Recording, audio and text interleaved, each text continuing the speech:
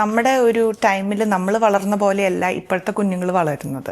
അപ്പം നമ്മുടെ ടൈമിൽ നമുക്ക് ഇത്രയും ഒരു സോഷ്യൽ മീഡിയ അതൊന്നുമില്ല. നമുക്ക് ഇതേപോലത്തെ ആൻഡ്രോയിഡ് ഫോൺസോ അങ്ങനെയൊന്നുമില്ല.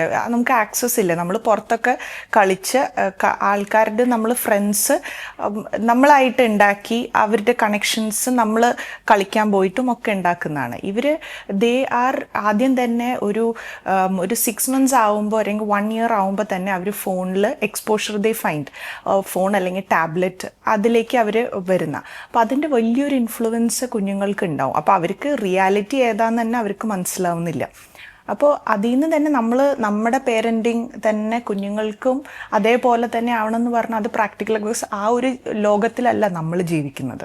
നമ്മുടെ പേരൻസ് വളരെ സ്ട്രിക്റ്റ് ആയിരുന്നു. അപ്പോൾ അതനുസരിച്ചിട്ടല്ല നമ്മുടെ ഗ്രാൻഡ് പേരൻസ് നമ്മുടെ കുഞ്ഞുങ്ങളെ നോക്കുക.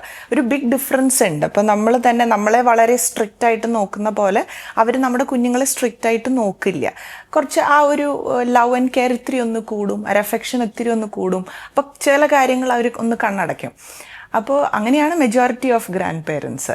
പക്ഷെ അപ്പോൾ ഈ കുട്ടികൾ ഓൾ ചിൽഡ്രൻ ഭയങ്കര സ്മാർട്ടാണ്. അപ്പോൾ അത് അവർക്ക് ഡിറ്റക്റ്റ് ചെയ്യാനും പറ്റും. അപ്പോൾ അവർക്ക് അവരുടെ കാര്യങ്ങൾ നടക്കണമെങ്കിൽ അവർ ഗ്രാൻഡ് പേരൻസിനോടായിരിക്കും കൂടുതൽ അവർ പോയി കാര്യങ്ങളും പറയുന്നതും ഓരോ കാര്യങ്ങളും ചെയ്യിപ്പിക്കുന്നതും. അപ്പോൾ നമ്മൾ നമുക്കൊരു കാര്യങ്ങൾ അവരോട് പറഞ്ഞ് മനസ്സിലാക്കി അവരോടൊരു ക്ലോസ് ബോണ്ട് ഇപ്പോൾ അച്ഛനാണെങ്കിലും അമ്മയാണെങ്കിലും ആ കുഞ്ഞിനോട് വേണം. ബിക്കോസ് കുഞ്ഞുങ്ങൾക്ക് എപ്പോഴും അച്ഛനും അമ്മയാണ് ഏറ്റവും ഫസ്റ്റ് പ്രൈമറി കെയർ ഗിവേഴ്സ് അവരായിരിക്കണം എപ്പോഴും. അപ്പോൾ അവരില്ലാത്തൊരു ഇതാണെങ്കിൽ മാത്രമാണ് ഗ്രാൻഡ് പേരൻസ് ആ റോൾ ഏറ്റെടുക്കേണ്ടത്. അപ്പോൾ അതേപോലെ തന്നെ നമ്മൾ ശരിയുള്ള സ്ഥലത്ത് അവർ ശരി പറഞ്ഞു കൊടുക്കണം, തെറ്റുള്ള സ്ഥലത്ത് തെറ്റ് പറഞ്ഞു കൊടുക്കണം.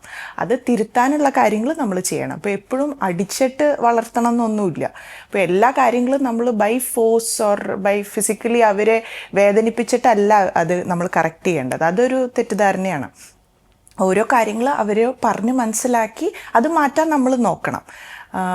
ഒന്നും ഇപ്പോൾ നടന്നില്ല പിന്നെ അടിയും അതിൻ്റെ ആവശ്യം ഉണ്ടെന്ന് തോന്നണില്ല.